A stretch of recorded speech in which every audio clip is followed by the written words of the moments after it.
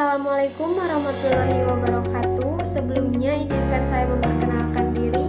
Saya Radela Aliananda dengan NPM 212171003 sebagai moderator kelompok 3 dengan anggota 1. Salsarisa Aprilianti Rae dengan NPM 212171131 2. Sendi Saputra dengan NPM 212171005 3. Said Alwiridwan dengan NPM 212171008 dan Danang Putra Nuryana dengan NPM 212171120. Pada presentasi kali ini, kami akan memaparkan materi tentang Kerajaan Sunda Galuh untuk memenuhi tugas dari Bapak Dede Wahyu Firdaus dengan mata kuliah Sejarah Indonesia pada masa Hindu-Buddha.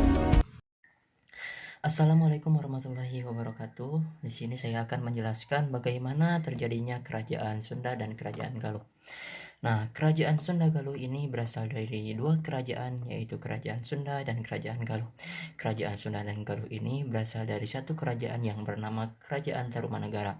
Nah, pada masa kemunduran Kerajaan Tarumanegara, terdapat suatu pengajuan perpisahan kerajaan antara Kerajaan Kendal dan Kerajaan Tarumanegara, yang dimana Kerajaan Kendal itu dipimpin oleh Riti Kandayu yang ingin memisahkan kerajaannya dengan Kerajaan Tarumanegara. Nah, sebagai Kerajaan Tarumanegara yang dipimpin oleh Tarusbawa menyetujui atas permintaan Riti Kandayu untuk memisahkan Kerajaan Kendal dengan Kerajaan Tarumanegara. Dipisahkanlah kedua kerajaan tersebut menjadi Kerajaan Sunda dan Kerajaan Galuh. Nah, Kerajaan Sunda dan Galuh ini bersatu kembali karena terjadinya sebuah peristiwa yang menyebabkan terjadinya pernikahan di antara kedua kerajaan tersebut, sehingga menjadi Kerajaan Sunda dan Kerajaan Galuh. Sistem Kerajaan Sunda Galuh sudah dipengaruhi oleh kebudayaan Hindu-Buddha yang dimana menyebabkan Kerajaan Sunda Galuh tersendiri mempunyai corak kebudayaan Hindu-Buddha.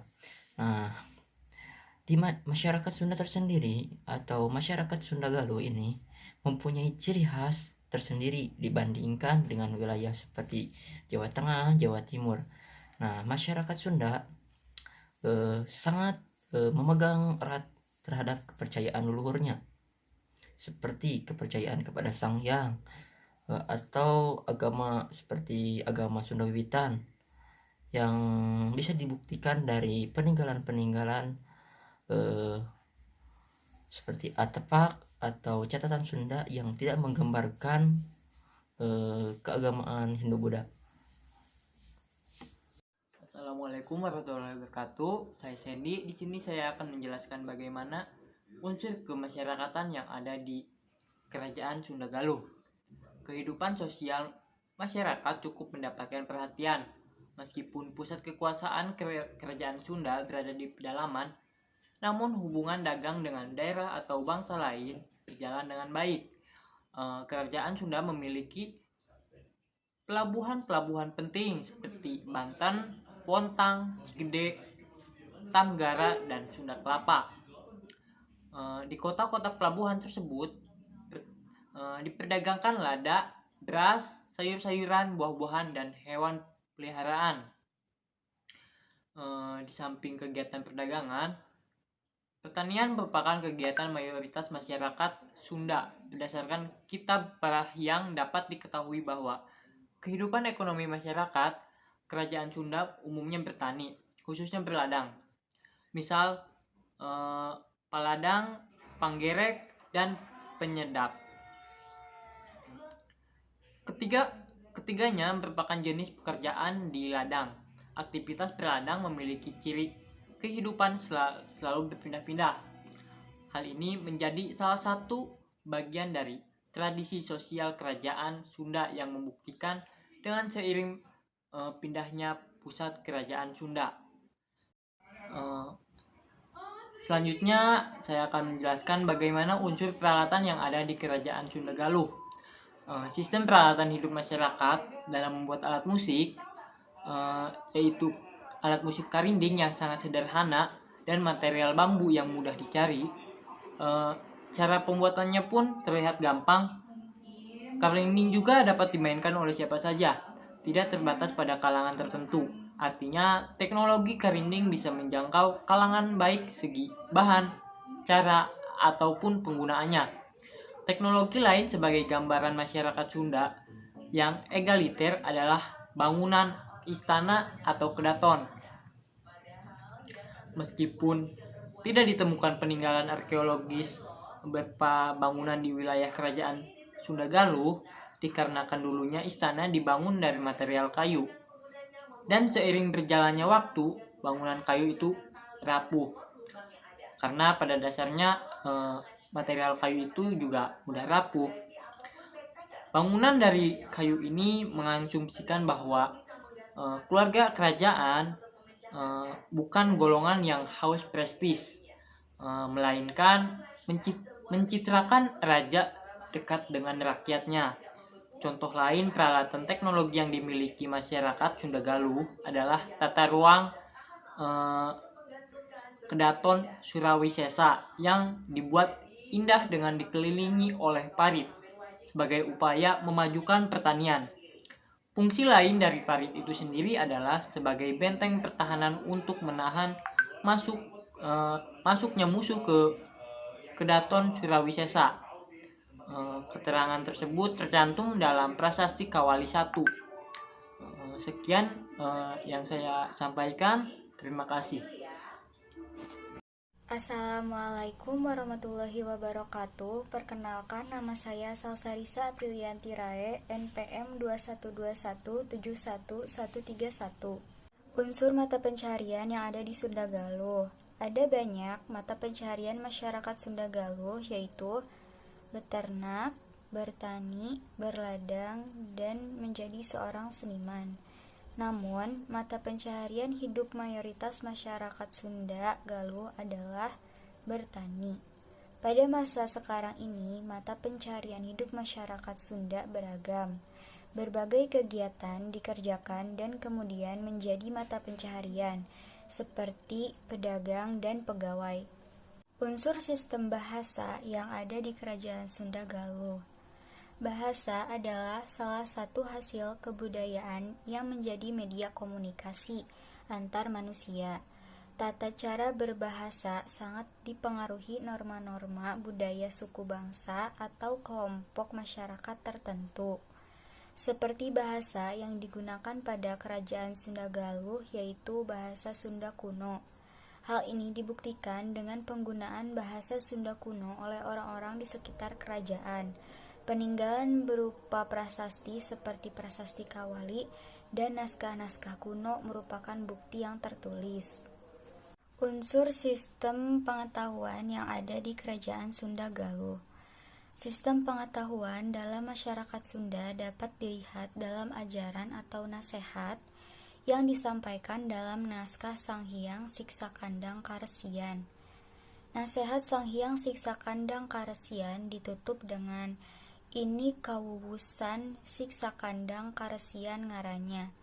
Jana pustaka nipun sang ngareungepun. Yang jika diterjemahkan ke dalam bahasa Indonesia adalah sebagai berikut. Demikianlah yang dikatakan siksa kandang karesian. Semoga menjadi sumber pengetahuan bagi yang mendengarkan. Naskah tersebut ditujukan untuk semua kalangan. Tujuan dibuatnya naskah tersebut adalah untuk memberitahukan kepada semua kalangan untuk bertanya kepada ahlinya apabila tidak mengetahui sesuatu. Nah, materi yang selanjutnya adalah unsur seni. Peradaban Sunda mempunyai peninggalan artefak berupa naskah, candi, makam, dan prasasti.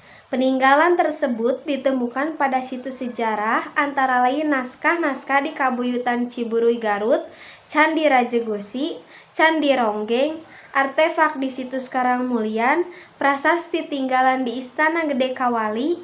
Pada abad keempat, banyak prasasti yang ditemukan antara lain Kebon Kopi, Pasir Jambu, Ciaruteun, dan prasasti Tugu. Prasasti tersebut berhuruf Palawa dan bahasa Sangsekerta. Tatanan kebudayaan Sunda dapat dilihat dari kampung adat seperti sistem religi, bahasa, kesenian, pengetahuan teknologi, sistem organisasi kemasyarakatan, dan sistem pengetahuan. Data yang berkaitan dengan kehidupan keagamaan masyarakat Sunda sangat terbatas pada peninggalan arkeologis, yaitu berupa bangunan suci yang berada di beberapa tempat dan lebih sederhana dibandingkan arca-arca Hindu-Buddha di Jawa Tengah, Jawa Timur, dan Bali. Adapun konsep hyang, yaitu bentuk pemujaan terhadap leluhur yang bersemayam di puncak gunung, dataran tinggi, dan bukit. Kepercayaan masyarakat Sunda terhadap hal-hal sifatnya sakral tergambarkan dalam pandangan masyarakat tentang satu tempat, yaitu Kabuyutan. Keberadaan Kabuyutan ini ditunjukkan oleh beberapa kawasan lindung yang secara budaya dianggap tempat suci. Tempat keramat ini bervariasi dalam ukuran dan dilindungi karena aturan adat atau tabu. Strategi budaya untuk melindungi sesuatu untuk mencegah perusakan tempat, yaitu tabu. Mereka menyebutkan Kabuyutan memberikan manfaat sumber daya air karena terletak dengan pemukiman dan lahan pertanian.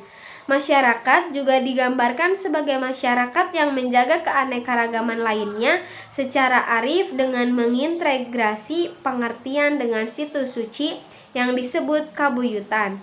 Beberapa spesies tanaman di Kabuyutan masih terjaga akibat pengetahuan masyarakat lokal yang menjaga dengan konsep wilayah sakral. Pengetahuan lokal menjadi hal penting dalam pelestarian alam. Mitos atau pamali juga mempengaruhi kekuatan masyarakat sekitar.